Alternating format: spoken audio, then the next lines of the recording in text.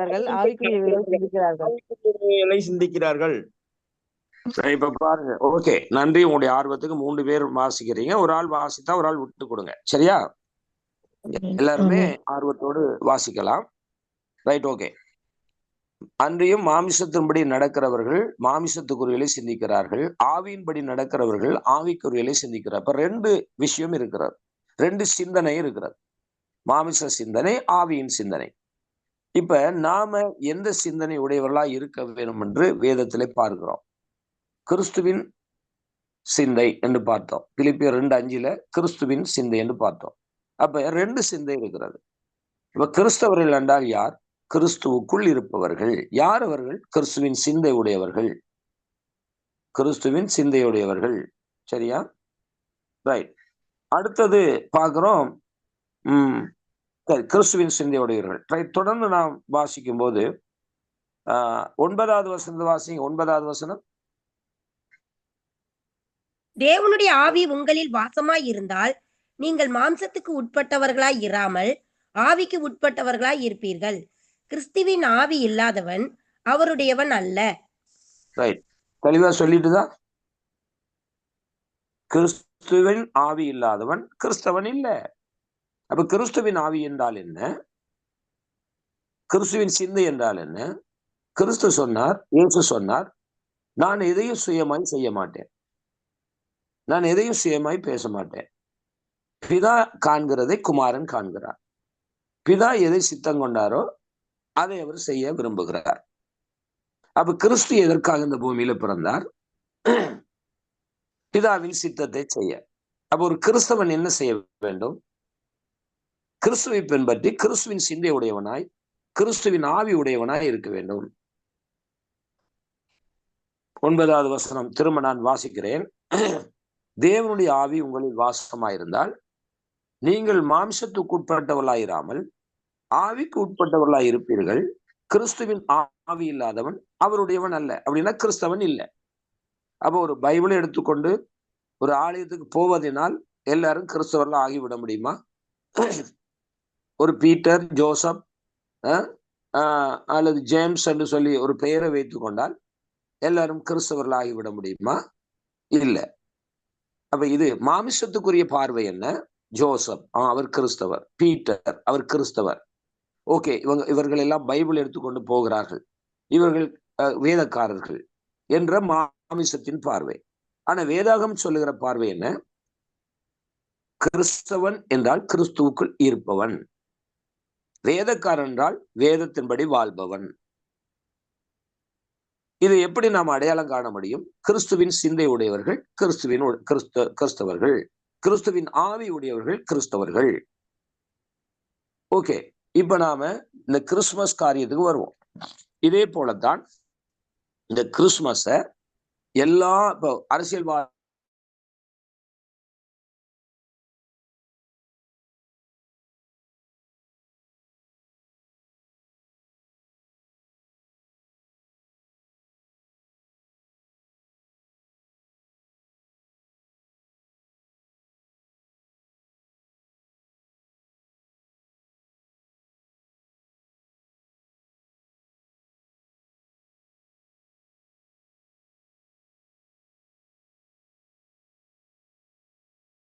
கவனிங்கள்.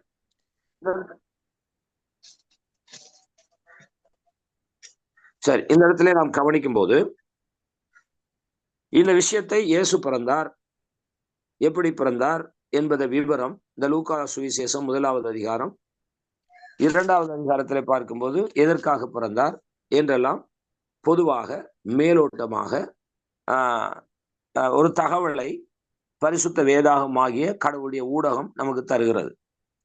ஆனா இது இப்ப மாமிசத்துல அப்படி பார்க்கலாம். இயேசு பிறந்தார். இப்ப இதுல ஸ்பிரிச்சுவலுக்குள்ள போறோம்.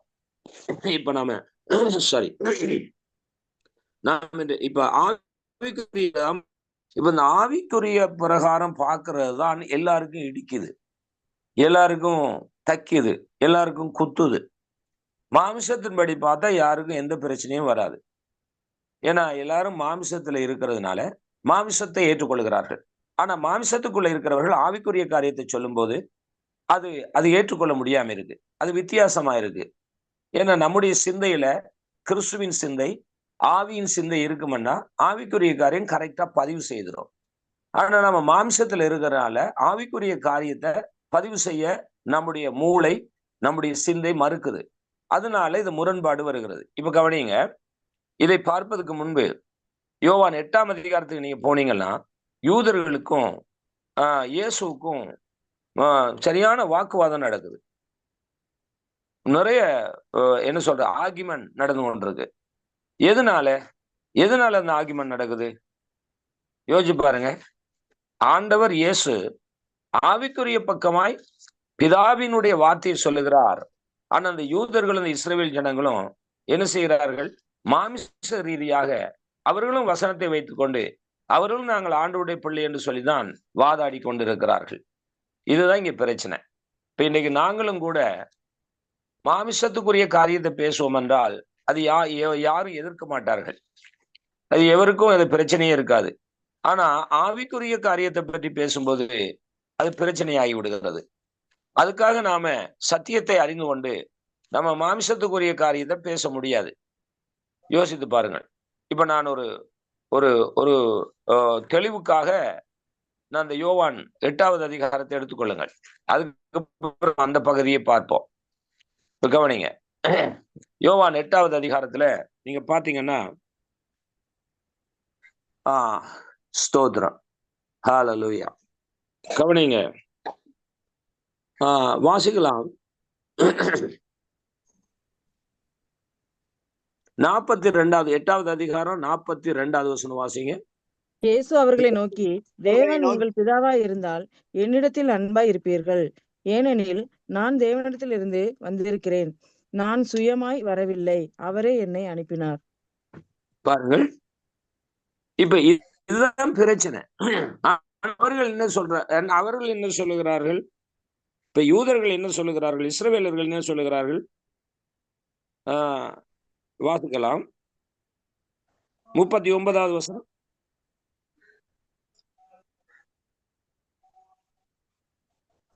அதற்கு அவர்கள் ஆபிரகாமே எங்கள் பிதா என்றார்கள். இயேசு அவர்களை நோக்கி, நீங்கள் ஆபிரகாமின் பிள்ளைகளாய் இருந்தால் ஆபிரகாமின் கிரியைகளை செய்வீர்களே. சரி, இப்ப பாருங்க, அந்த வாத விவாதம் இதுல முழுமையாய் நடைபெற்றுக் கொண்டிருக்கிறது. வாதங்கள், எதிர்வாதங்கள்.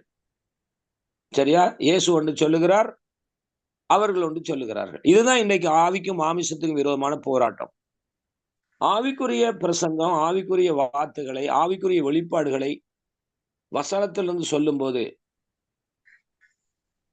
இன்றைய கிறிஸ்தவர்களும் கூட, இன்றைய ஊழியர்களும் கூட மாமிசத்துக்கு உள்ளதை பார்த்து பார்த்து இந்த ஆவிக்குரியதை ஏற்றுக்கொள்றது இல்லை.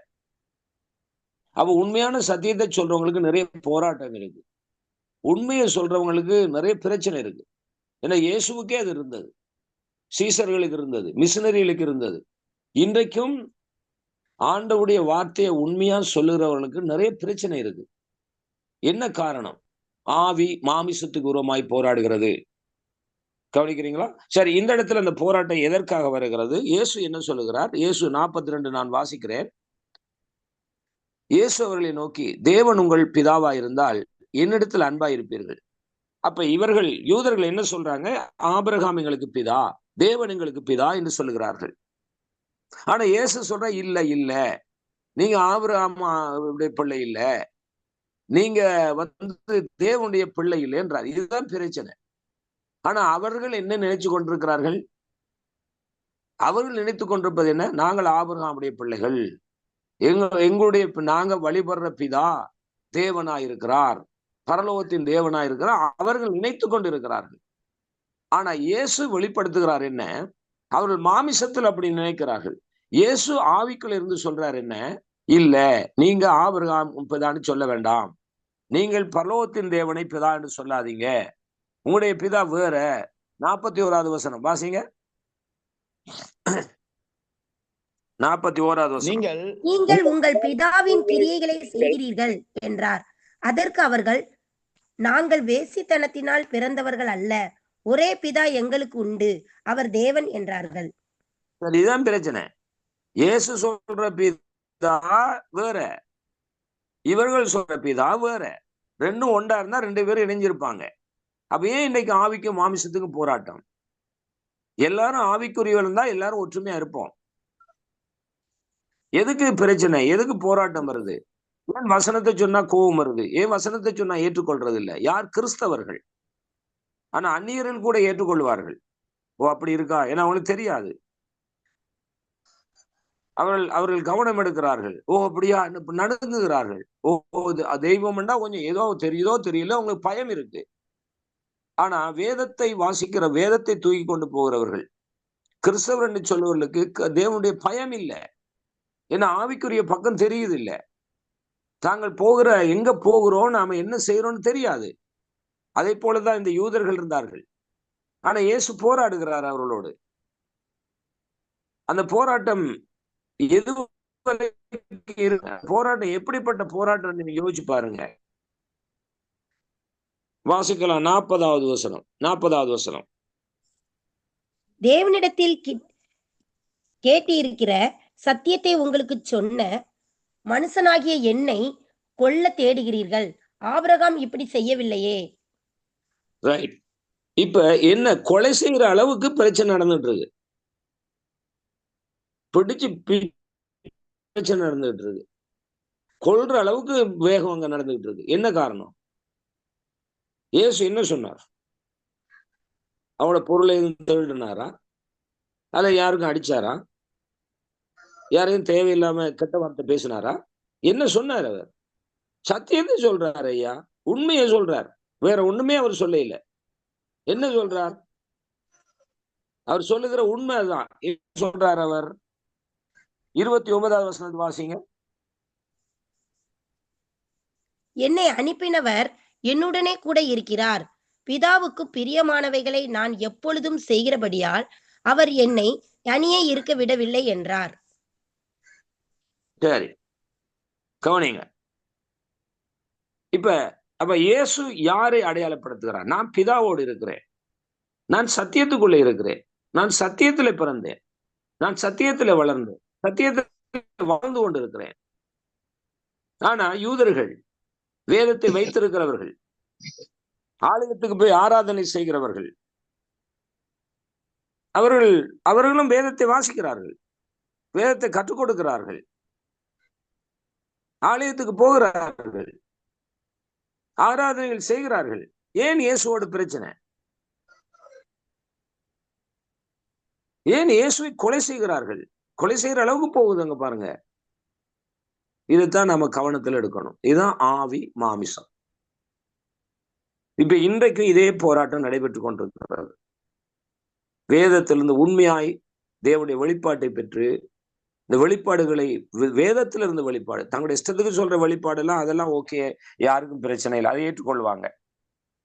ஆனா வேதத்துல உண்மையான ரெவலேஷன், உண்மையான வெளிப்பாடுகள், வேதத்தில் உள்ள இருக்க உண்மையான ஆழத்தின் அர்த்தங்களை சொல்லுகின்ற பொழுது இன்னைக்கு அநேகர் பயக்கிறார்கள். கொலை செய்யற அளவுக்கு பாருங்க இயேசுக்கு அங்க எத்தனிக்கிறார்கள். பல முறை கொலை செய்ய அவர் எத்தனித்தார்கள். கொலையும் செய்து விட்டார்கள். முடிவுல கொலைதான் செய்தார்கள். இயேசு என்ன குற்றம் செய்தார்? என்ன தவறு செய்தார்? சத்தியத்தை உண்மையை சொன்னது பிழையா, தவறா? அதேதான் யோவானுக்கு நடந்தது. யோவான் ஸ்நானன் என்ன செய்தார்? அந்த ராஜாட்ட போய் சொன்னார், நீ தவறாய் நடக்கிறாய், இது தவறு என்று சொன்னது நிமித்தம் சிறைச்சாலைக்கு போனார். அது நிமித்தம் அவருடைய தலை சிறைச்சேதம் பண்ணப்பட்டது. பவுலை ஏன் சிறையில் அடைத்தார்கள்? பவுலை ஏன் சிறைச்சேதம் செய்தார்கள்? ஏன் அப்போஸ்தலர்களை கொடூரமாய் தாக்கினார்கள்? இதெல்லாம் நாம வேதக்காரர் வேதத்தை ஆராய்றது இல்லை. கிறிஸ்தவர்கள் கிறிஸ்துவின் சிந்தையை சிந்திக்கிறது இல்லை.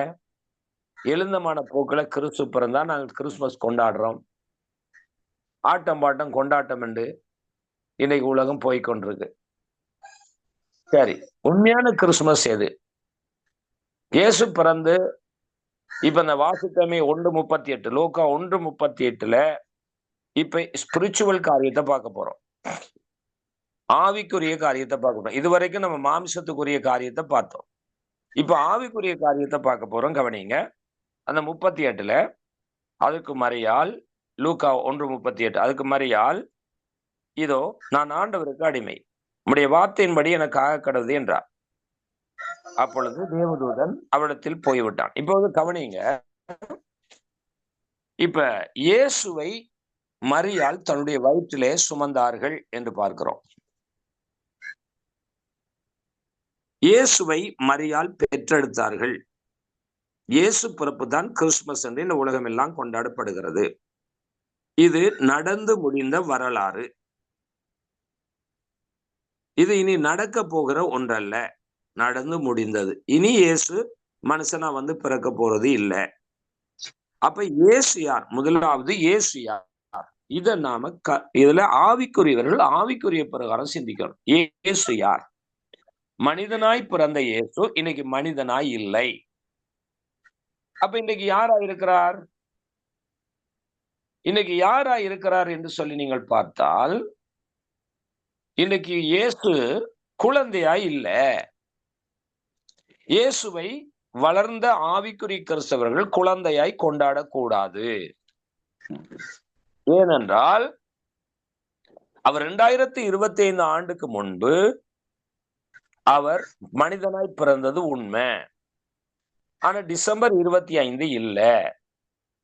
சரி, பரவாயில்ல. இப்ப டிசம்பர் 25 நாம இயேசுவின் பிறப்பா ஏற்றுக்கொண்டிருக்கிறோம். நானும் ஏற்றுக்கொண்டிருக்கிறேன். உலகம் எல்லாம் ஏற்றுக்கொண்டு. ஏன் ஏற்றுக்கொள்ளுகிறோம்? இயேசு எங்கேயோ ஒரு நாள் பிறந்தார். அது எந்த நாளா இருந்துட்டு போ, நமக்கு என்ன? ஜனவரி 15 இருந்தாலும் பரவாயில்ல, பிப்ரவரி 25 18 இருந்தாலும் பரவாயில்ல, அல்ல டிசம்பர் 25 இருந்தாலும் பரவாயில்ல. ஓகே, இயேசு பிறந்தார், நல்லது. அப்ப இயேசு ஏன் பிறந்தார்? இதுதான் தேவை. அவ இயேசு பிறப்பை கொண்டாடுகிற நாம் இயேசு ஏன் பிறந்தாருடைய நோக்கத்தை மக்களுக்கு அறிவிப்பதுதான் நற்செய்தி. இயேசு பிறந்தார் என்று சொல்வது நற்செய்தி இல்லை. இயேசு பிறந்தார், ஓகே, எதற்கு பிறந்தார்? ஆனா இயேசு இப்பொழுது எப்படி இருக்கிறார் என்பதை நாம் மக்களுக்கு விளங்கப்படுத்த வேண்டும். அப்படி விளங்கப்படுத்துகின்ற பொழுதுதான் பிரச்சனையும் வரும். சரி, வந்துட்டு போகுது, கவனிங்க. இப்ப இயேசு யார்? சரி, இது புதிதாய் உள்ளவர்கள், இயேசுவை அறியாதவர்கள். இயேசு பிறந்தாராம், சரி அவர் நல்லவர், சரி அவர் கடவுள்னு சொல்றாங்க, நாங்க அந்த கடவுளையும் கும்பிடுவோம், எல்லா கடவுளையும் சேர்த்து அவரையும் நாம விட்டுறக்கூடாது, ஏதோ எல்லா கடவுளையும் நாம கும்பிடுவோம் என்ற ஒரு கொள்கை தான் அந்த கிறிஸ்துவை அறியாத மக்களுக்கு இருக்கிறது. கிறிஸ்துவை அறியாத மக்களுக்கு அந்த கொள்கை தான் இருக்கிறது. ஆனா கிறிஸ்துவை அறிந்தவர்கள், ஆவிக்குரியவர்கள், ஆவிக்குரிய சபை என்று சொல்லுகிற நாம் இன்றைக்கு கிறிஸ்து எப்படி இருக்கிறான்னு அறிந்து கொள்ள வேண்டும். கிறிஸ்துவை குழந்தையாகவே நாம் திருச்சபைக்கு காட்டக்கூடாது. நம்முடைய சந்ததி சிறு குழந்தைகளுக்கு இயேசு குழந்தையாவே இருக்கிறான்னு காட்டக்கூடாது. அவ இயேசு எப்படி இருக்கிறார் நாம் காட்ட வேண்டும். வாசிக்கலாம், இயேசு எப்படி இருக்கிறார்? வாசியுங்கள். 1 யோவான் 5:20.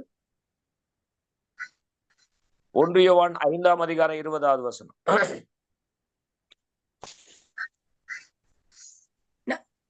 நம்முடைய இருதயமே நம்மை குற்றவாளிகளாக தீர்க்குமானால் 5:20 அன்றியும் நாம் சத்தியமுள்ளவரை அறிந்து கொள்வதற்கு தேவனுடைய குமாரன் வந்து நமக்கு புத்தியை தந்திருக்கிறார் என்று அறிவோம்.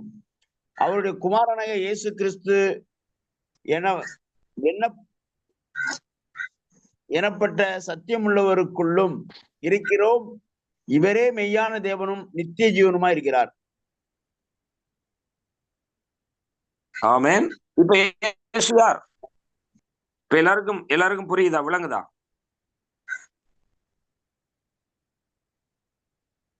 இப்ப இயேசு யார்? ஆமென். நித்திய ஜீவனை உடையவர். ஆமென். இப்ப இயேசு குழந்தையா இல்ல.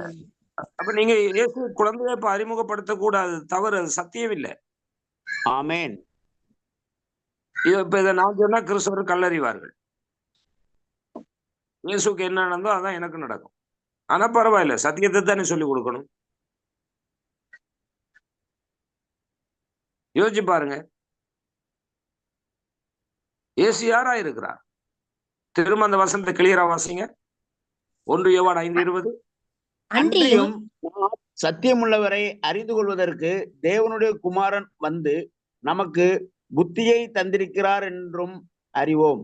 அவருடைய குமாரனாகிய இயேசு கிறிஸ்து எனப்பட்ட சத்தியமுள்ளவருக்குள்ளும் இருக்கிறோம்.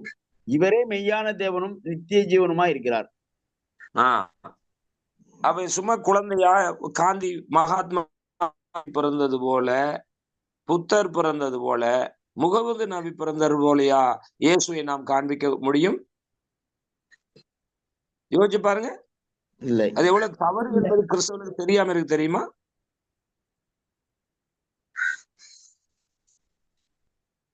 அப்ப மாமிச ரீதியாக அன்றைக்கு கிறிஸ்தவர்கள் அதை பார்க்கிறார்கள். கிறிஸ்துமஸ் என்றால் அது என்ன என்று மாமிசத்துல கொண்டாடுகிறார்கள்.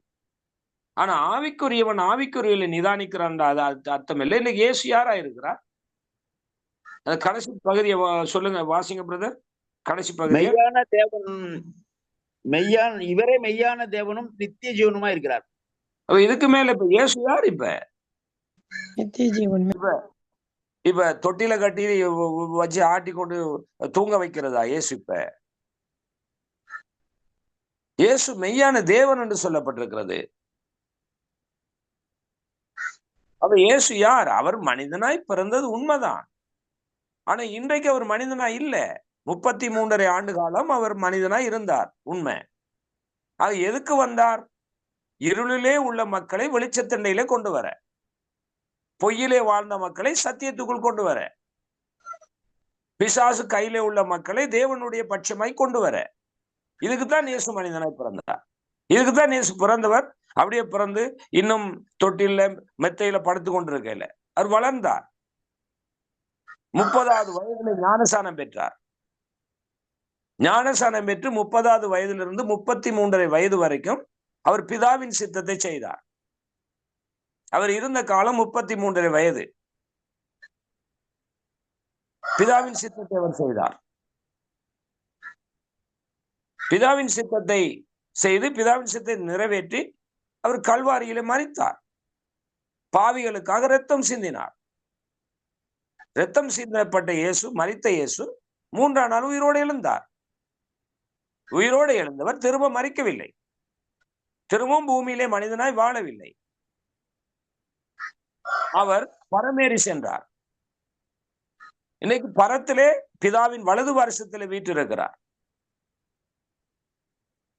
வலது வருஷத்திலே வீற்றிருக்கிறார், மீண்டும் வரப்போகிறார். ஆமென். ஆமென். எது சத்தியம்? எது சத்தியம்? எது ஆவிக்குரிய சிந்தை? வருகைக்காக காத்திருக்கிறது. ஆமென். ஹல்லேலூயா. ஆமென். சரியான பதில் அதுதான். இனி இயேசு பிறக்க போறது இல்ல. நீ இயேசு பிறப்பை மட்டும் ஞாபகப்படுத்தி கொண்டு இருக்கிறது தேவையில்லை. அது தெரியாதவர்கள் அறியாமல் செய்துட்டு போறாங்க. கிறிஸ்தவர்கள் என்று இருக்கிறவர்கள் கிறிஸ்துக்குள் இருப்பவர்கள், வேதக்காரர் என்று சொல்ற வேதத்தின்படி வாழ்கிறவர்கள். அது இது மாமிச ரீதியாக இன்னைக்கு கிறிஸ்தவம் போய்கொண்டிருக்கிறது. சத்தியம் இல்லை. சும்மா வெளியரங்கமான ஒரு ஆராதனைகள், வெளியரங்கமான ஒரு சடங்காச்சாரங்கள், வெளியரங்கமான ஒரு வழிபாடுகளுக்குள்ள போகுது. இதைத்தான் யூதர்களோடு அவர் பிரச்சனைப்பட்டார். யூதர்களோடு ஒத்து போகவில்லை. சத்தியம் பொய்யோடு ஒத்து போகாது. சத்தியமும் பொய்யும் சண்டை போட்டுக்கிட்டு தான் இருக்கும். மாமிசமும் ஆவியும் எப்பொழுதுமே பிரச்சனையா தான் இருக்கும். அதைத்தான் இங்க இயேசுவிலே நாங்கள் பார்க்கிறோம். யோவான் 8ஆம் அதிகாரத்துல இப்ப பாருங்க, ஒரு வசனம் சொல்லுது. சரி, இதை மட்டும் வாசிச்சுட்டு அடுத்த கட்டத்துக்கு போவோம். ரைட், கவனிங்கள். திரும்ப இன்னொரு வசனத்தை தருகிற ரோமர் 9வது அதிகாரம் 5வது வசனம். ரோமர் 9ஆம் அதிகாரம் 5வது வசனம். பிதாக்கள் அவருடையவர்களே, மாம்சத்தின்படி கிறிஸ்துவும் அவர்களில் பிறந்தாரே. இவர் என்றென்றைக்கும் ஸ்தோத்தரிக்கப்பட்ட சர்வத்துக்கு மேலான தேவன். ஆமென். இப்ப என்ன, பெத்லகேமில் பிறந்தவரை பாடி துதி மனமே பாடுற ஒரு நேரமா, காலமா, அப்படி ஒரு சிச்சுவேஷனா? சொல்லுங்க. இல்ல, அவர் சர்வலோகத்தின் தேவன். ஆமென். அது இப்ப சர்வலோகத்தின் தேவனை நம்ம கொச்சப்படுத்தி கொண்டிருக்கிறோம் பூமியில. நாம இப்ப சொல்ல வேண்டியது அவர் தேவன் என்பதைத்தான் சொல்ல வேண்டும். அவர் பாலன் என்பதை சொல்லக்கூடாது. பாலன் என்பது சொல்வது மாமிசம், தேவன் என்று சொல்வது ஆவிக்குரிய சத்தியம். எத்தனை பேருக்கு புரியுது? எத்தனை பேருக்கு விளங்குது? ஆமென். Hallelujah. ஆமென். Amen. இப்ப இது அந்த பெரிய லட்சக்கணக்கு செலவழித்து பெரிய மாத கணக்குல ஆயத்தம் பண்ணி போய் உள்ளவங்களுக்கு இதை சொன்னா எங்களை கல்லறிவாங்களா அல்லது எங்களுக்கு பால் கொடுப்பாங்களா? டீ கொடுப்பாங்களா?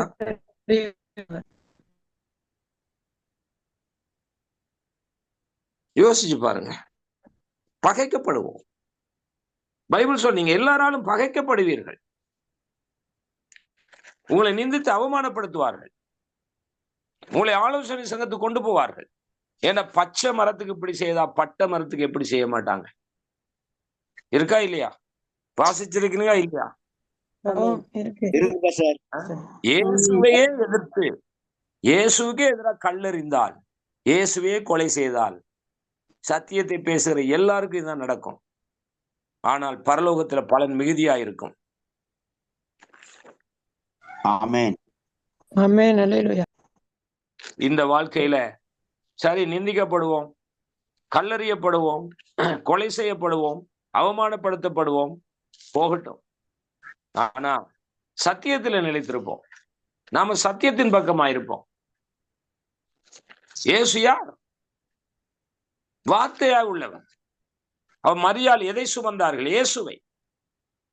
இயேசுவை சுமந்த மரியாள் அதை பெற்றெடுத்தார்கள். அப்படி என்றால் இன்றைய ஆவிக்குரிய அர்த்தம் என்ன? நாமும் சத்தியத்தை சுமக்க வேண்டும், இயேசுவை சுமக்க வேண்டும், இயேசுவை பெற்றெடுக்க வேண்டும், அது மக்களுக்கு கொடுக்க வேண்டும். இதுதான் இந்த வார்த்தையுடைய அர்த்தம். இயேசு மரியாள் பெற்றார்கள், மரியாளுடைய மகன் இயேசுன்னு சொல்லி கொண்டிருப்பதில் அர்த்தம் இல்லை. அது மாமிசம், மாமிசத்தின் பிறப்பு. ஆனா ஆவிக்குரிய பிறப்பு என்ன? இயேசுவை நாம் ஒவ்வொருவரும் சுமக்க வேண்டும். மரியாள் வயிற்றிலே சுமந்தார்கள், ஆனா நானும் நீங்களும் இதயத்துல இயேசுவை சுமக்கணும்.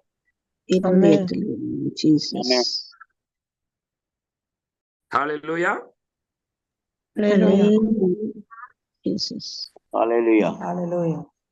இதத்தான் மக்களுக்கு நாம் சொல்லிக் கொடுக்கணும். இயேசு பிறந்தார் நாம ரட்சிக்கப்பட்டு இப்ப 40 வருஷம் அதையே தான் சொல்லி கொண்டிருக்கிறோம். ஆனா இயேசு வரப்போகிறாரே. ஆகவே இன்றைக்கு கிறிஸ்தவர்கள் சொல்லுகிறவர்களுக்கே இந்த சத்தியத்தை சொன்னா சண்டைக்கு வருகிறார்கள். இல்ல நீங்களாம் தவறா போதிக்கிறீர்கள், நீங்களாம் ரொம்ப கடுமையா போதிக்கிறீர்கள் என்று சொல்லுகிறார்கள். யோசிச்சு பாருங்க. சோதரம். அதனால பிரியமானவர்களே, இந்த அதிகாலை வேளையிலே ஆணுடைய வார்த்தையை கேட்க வந்த அருமையானவர்களே, பெருமையானவர்களே, நிச்சயம் தேவன் உங்களை நேசிக்கிறார். எனவே தான் யாருக்கும் கிடைக்கக்கூடாத இந்த பொக்கிஷம் இந்த காலை உங்களுக்கு ஒரு புதிய மன்னாவாக, புதிய ஆவிக்குரிய ஆகாரமாக காலையிலே நீங்கள் பொறுக்கி கொண்டிருக்கிறீர்கள்.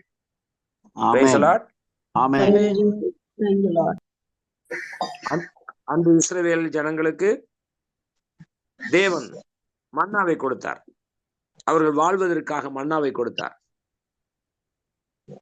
அப்ப அது எப்ப போய் பொறுக்கணும் என்றால், மத்தியானம் போய் பொறுக்க முடியாது, இரவைக்கும் பொறுக்க முடியாது. அந்த மன்னாவை நேரம், அந்த மன்னாவை போய் பொறுக்கிக் கொள்ளுகிற பெற்றுக்கொள்ளுகிற நேரம் அதிகாலையிலேன்னு சொல்லப்பட்டிருக்கு. அதிகாலையில தான் போய் பொறுக்கிக் கொள்ளணும். ஏன்னா வெயில ஏறிட்டு தண்டா அந்த மண்ணா என்ன செய்யும்? உருகி போயிடும். அதனால ஆண்டவர் கட்டளையிட்டார் என்ன? நீங்க மன்னாவை எப்பொழுது பொறுக்க வேண்டும்? அதிகாலையில நீங்க பொறுக்க வேண்டும் என்று சொன்னார். கவனிக்கிறீங்களா? அதுபோல நீங்கள் இந்த இணைப்புல இருக்கிற நீங்கள் அதிகாலையில ஆவிக்குரிய மன்னாவை, அது மாமிசத்துக்குரிய மன்னா, ஆவிக்குரிய மன்னாவாகிய சத்தியத்தை நீங்கள் பொறுக்கிக் கொண்டிருக்கிறீர்கள். ஆமென். நிச்சயம் தேவன் உங்களை பலப்படுத்துவாராக. இன்னைக்கு எல்லாரும் தூங்கி கொண்டு இருக்கிற வேளை, பாருங்க, கட்டி பிடிச்சி தலைமைய கட்டி பிடிச்சி பெட்ஷீட்டை போத்தி எல்லாம் தூங்கி என்னடா வார்த்தை சும்மா. அது நாம பிறகு 8 மணிக்கு எழுப்பி வாசிச்சுட்டு இருக்கலாம். என்ன 12 மணிக்கு நான் வாசிச்சுட்டு போயிடலாம். நைட்டுக்கெல்லாம் வாசிடலாம். ஆனா மன்னா பொறுக்கின்ற டைம் எப்ப எப்ப சொல்லுங்க, எப்பொழுது? அதிகாலை. மன்னாவை பொறுக்கின்ற நேரம் இருட்டோடே. ஆமென் ஜீசஸ். அதிகாலை வேளையில நாம மன்னாவை பொறுக்கி கொண்டிருக்கிறோம். சத்தியத்தை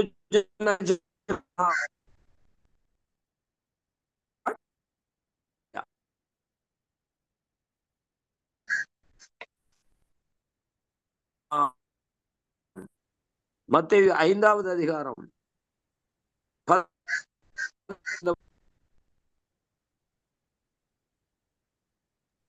சரியா கேட்கல. மத்தேயு 5ஆம் அதிகாரம் 11வது வசனம். என் நிமித்தம் உங்களை நிந்தித்து துன்பப்படுத்தி பலவித தீமையான மொழிகளையும் உங்கள் பேரில் பொய்யாய் சொல்வார்களானால் பாக்கியவான்களாய் இருப்பீர்கள். ரைட். இப்ப அவர் நிமித்தம், அவருடைய சத்தியத்தின் நிமித்தம், அவருடைய வார்த்தை நிமித்தம் நம்மை யாரும் பகைத்தால், யாரும் பொய்யாய் சொன்னால், ஆண்டவர் என்ன சொல்லுகிறார்? உங்கள் அதாவது நாம வேற குடுக்கல் வாங்கல், வேற மாமிசத்துக்குரிய விஷயத்துல யாரும் பாய்க்கிறது வேற, அது தேவன் அதை ஏற்றுக்கொள்ள மாட்டார். ஆனா சத்தியத்தை சொல்லி சத்தியத்தினால் வருகின்ற துன்பங்களை, இயேசுவை உண்மையான கடவுளை, உண்மையான சத்தியத்தை, உண்மையான வசனத்தை வசனமாய் போதித்து, கவனிக்கிறீங்களா?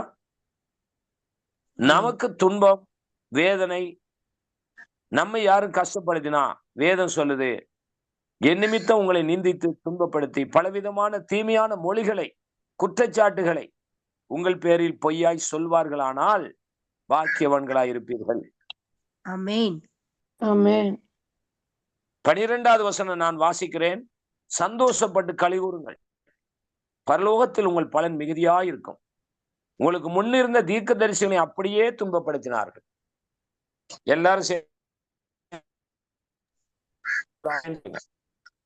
ஆமென். ஆமென். ஆமென். ஆமென். அதுக்காக நம்ம சத்தியத்தை சொல்லாம இருக்க முடியுமா? உண்மையை பேசாம இருக்க முடியுமா? மாய்மாலம் காட்ட முடியுமா? இல்ல, காட்ட முடியாது. நான் அதிகமா எங்களுடைய விசுவாசிகள் கூட நான் சொல்றது என்னவென்றால், நான் எனக்கு தெரிஞ்சதை நான் சொல்லணும். எனக்கு சத்தியம் தெரியும், நான் சத்தியத்தை தான் சொல்ல முடியும். எனக்கு மாய்மாலம் காட்ட முடியாது, எனக்கு பொய்யை சொல்ல முடியாது, மக்களுடைய விருப்பத்துக்கு மக்களை வழி நடத்த முடியாது. நான் சொல்லி இருக்கிறேன், மக்களுடைய விருப்பத்துக்கு எனக்கு பிரசங்கம் பண்ண முடியாது. மக்கள் இப்படித்தான் பிரசங்கம் பண்ணுங்கன்னு சொல்ல முடியாது. பிரசங்கம் எப்படி பண்ணணும்னு பைபிள்ல இருக்கு. நான் ஏற்கனவே உங்களுக்கு சொல்லி தந்திருக்கிறேன். அதைத்தான் நாங்க சொல்ல முடியும்.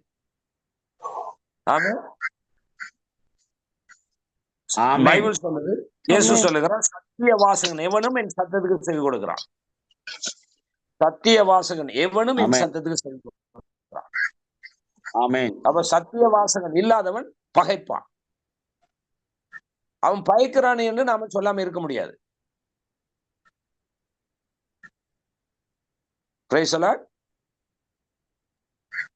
உண்மையாகவே இப்பொழுது நீங்கள் கேட்கின்ற சத்தியத்துக்கும், இப்பொழுது இந்த ஸ்டடியில கேட்கின்ற சத்தியத்துக்கும், நீங்கள் வெளியிலே கேட்ட சத்தியத்துக்கும் வித்தியாசம் இருக்கா இல்லையா? இருக்கு.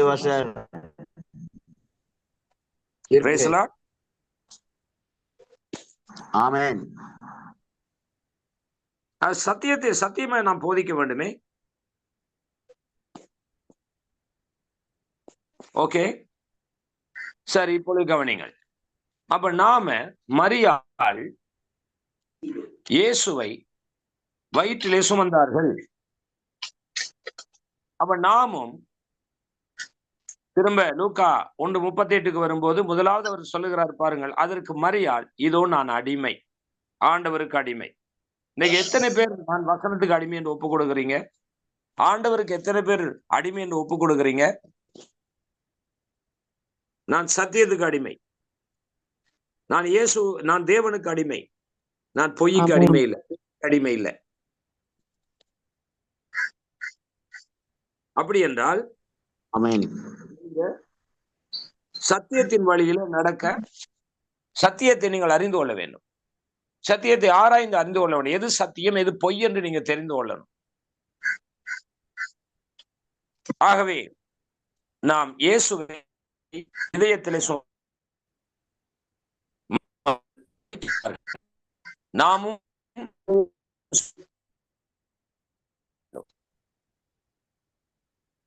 இன்றைக்கு நாம் வார்த்தையை சுமக்க வேண்டும், சத்தியத்தை சுமக்க வேண்டும். அந்த சத்தியத்தை நாம் மக்களுக்கு பெற்றுக் கொடுக்க வேண்டும். சத்தியத்தை பெற்றுக் கொடுக்க வேண்டும். எத்தனை பேர் அதை விசுவாசிக்கிறீங்க, நம்புறீங்க?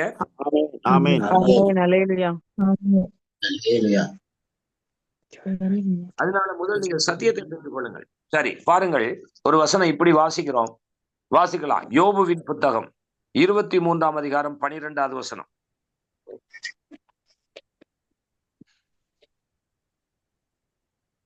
யோபு 23:12. அவர் உதடுகளின் கற்பனைகளை விட்டு நான் பின்வாங்குவதில்லை. அவருடைய வாயின் வார்த்தைகளை எனக்கு வேண்டிய ஆகாரத்தை பார்க்கிலும் அதிகமாய் காத்து கொண்டேன். ஆமென்.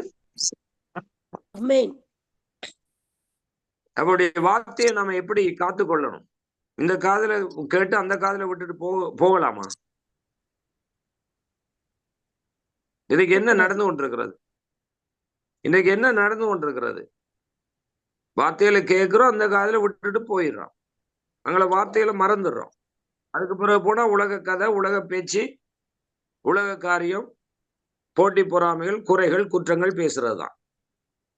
ஆனா யோபு சொல்றார், நான் அதை வேண்டிய ஆகாரத்தை விட நான் இதை காத்து கொள்ளுவேன். இன்னைக்கு ஆகாரத்தை நம்ம காத்துக்கொள்றோம். அரிசி பருப்புகளை, உலகப்புறமான சாப்பாட்டு காரியங்களை போய் காசு கொடுத்து வாங்கி அதை கவனமாய் வைத்து அதை நாம் சமைத்து சாப்பிடுகிறோம். கெட்டு போகாமல் சில பொருட்களை ஃப்ரிட்ஜ், பல ஆயிரம் கணக்கான காசு கொடுத்து ஃப்ரிட்ஜை வாங்கி ஃப்ரிட்ஜுக்குள்ள எல்லாம் நாம் அந்த கெட்டு போகாமல் அந்த உணவுப் பொருட்களை ஃப்ரிட்ஜில் வச்சு பாதுகாக்கிறோம் இல்லையா? ஆனா ஏன் இந்த சத்தியத்தை நாம் யோபுவை போல கவனமாய் பாதுகாக்க முடியாது? ஏன் பாதுகாப்பது இல்லை? யோபு எவ்வளவு அருமையா சொல்லுகிறார், எவ்வளவு அருமையான வார்த்தை. ஏன் இதெல்லாம் வாக்குத்தத்தத்துக்கு நாம் எடுப்பதில்லை? ஏன் இதெல்லாம் வாக்குத்தத்தம் இல்லையா? யோசிச்சு பாருங்க. திரும்ப வாசிங்க அந்த வசனத்தை. அருமையான வசனம். இதெல்லாம் நீங்க நான் பின்வாங்குவதில்லை. அவருடைய வாயின் வார்த்தைகளை எனக்கு வேண்டிய ஆகாரத்தை பார்க்கிலும் அதிகமாய் காத்து கொண்டேன். அப்ப நீங்க கேட்கிற சத்தியத்தை நீங்க கவனமா வச்சுக்கொள்ளணும். எப்படி உணவுப் பொருட்களை கவனமாய் வைக்கிறீர்களோ அதுபோல நீங்கள் ஆவிக்குரிய உணவாகிய இந்த ஆவிக்குரிய மன்னாவை, இந்த ஜீவ வார்த்தையை, இந்த இயேசு என்னும் சத்தியத்தை நீங்கள் எவ்வளவு கவனமா வைக்க வேண்டும் தெரியுமா? ஆகவே இன்றைய நாளிலே நாம் பார்த்து கொண்டிருக்கிறோம் கடவுளுடைய ஊடகமாகிய பரிசுத்த வேதாகமம். அவருடைய ஊடகத்தின் வாயிலாக என்ன தகவலை, என்ன இன்ஃபர்மேஷனை உங்களுக்கு தருகிறார் என்பதை பார்த்து கொண்டிருக்கிறோம் பிரியமானவர்களே. ஆகவே இந்த வார்த்தையை நாம் கேட்டு விட்டுவிடக்கூடாது. எத்தனையோ வார்த்தைகளை கேட்டு இருக்கிறோம். ஒரு புதிய வருடம் வரப்போகிறது. பழைய வருடத்திலே இப்பொழுது முடிய போகிறது. புதிய வருடத்திலே ஒருவன் கிறிஸ்துவுக்குள் இருந்தால் புது சிருஷ்டியா இருக்கிறான். பழையவைகள் எல்லாம் ஒளிந்து போயின, எல்லாம் புதிதான. ஆனா மாமிசத்துக்குரியவர் ஒரு நாளும் அவர்களை சொல்லுவார்கள், நாய் வாளை நிமித்த முடியான்னு சொன்னது போல ஒருபோதும் நாம நிமித்த முடியாது. ஆனா ஆவிக்குரியவர்கள் ஆவிக்குரியவர்களை சிந்திக்கிறார்கள், மாமிசத்துக்குரியவர்களோ மாமிசத்துக்குள்ளே சிந்திக்கிறார்கள். நீங்கள் எப்படிப்பட்டவர்கள்? நீங்கள் எதை சிந்திக்க வேண்டும்? பழைய மாமிசத்துக்குரிய காரியங்கள் இருந்தால் அதை களைந்து போட்டு நாம் புதிய சிருஷ்டியாக பழைய மாமிசத்துக்குரிய காரியங்கள் ஒழித்து விட்டு புதிய ஆண்டுக்குள் நாம் கடந்து செல்ல வேண்டும். ஆமேன், ஆமென், ஆமென். பிரைஸ் தி லார்ட், ஹல்லேலூயா, அல்லேலூயா. ஹல்லேலூயா. சரி, இந்த வேளையில கூட பாஸ்டர் ஜெயசேகர் என்ற ஐடியில வந்த சிஸ்டர், நீங்க இன்றைய செய்தியை குறித்து ஒரு ஃபீட்பேக் தர முடியுமா? இன்னைக்கு என்ன நாம கற்றுக்கொண்டோம்? நாம் உலகத்துல கற்றுக்கொள்ற காரியம் என்ன, ஆனா இன்றைக்கு நாம் கற்றுக்கொண்ட காரியம் என்ன? ஒரு ஃபீட்பேக் தர முடியுமா சிஸ்டர்? அல்லேலூயா, ஸ்தோத்திரம் பாஸ்டர். மரியாளை போல நாங்கள் இயேசுவை சுமக்க வேண்டும், எங்களுடைய இருதயத்துல சுமக்க வேண்டும். அது ஒரு புதிய ஆழமான கருத்தாக இருந்தது. அல்லேலூயா. மற்றது கிறிஸ்தவர்கள் என்னும் போது அநேகமா சொல்ல கேள்விப்பட்டிருக்கோம், கிறிஸ்துவ உடையவன் கிறிஸ்தவர்கள் என்று அவ்வளவுதான் சத்தியமாக இருக்கும். ஆனால் ஆண்டவருக்கு ஸ்தோத்திரம், பிலிப்பியர் 2ஆம் அதிகாரம் 5ஆம் வசனம் சொல்லுகிறபடி அவருடைய சிந்தையை எங்களுடைய சிந்தையிலே ஏற்றுக்கொள்கிறவர்கள், சிந்தையை செய்கிறவர்கள் தான் இயேசுவை உடையவர்கள். அது மிகவும் ஆழமாக இருந்தது. அல்லேலூயா. இந்த பாரம்பரியங்களை விட்டு, இந்த சிலைகளை விட்டு, இந்த காரியங்களை விட்டு